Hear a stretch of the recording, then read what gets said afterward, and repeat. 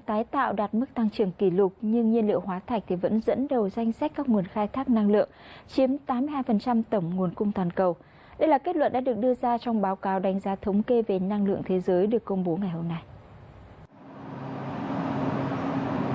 Theo đó, trong năm ngoái, tổng nhu cầu toàn cầu về năng lượng sơ cấp, tức năng lượng khai thác từ tài nguyên thiên nhiên như dầu mỏ, khí đốt và than đá, đã tăng khoảng 1%. Các sản phẩm dầu mỏ, khí đốt và than đá vẫn đứng đầu trong việc đáp ứng nhu cầu năng lượng, mặc dù công suất điện mặt trời và điện gió đã tăng mạnh nhất từ trước đến nay với tổng cộng 266 GW.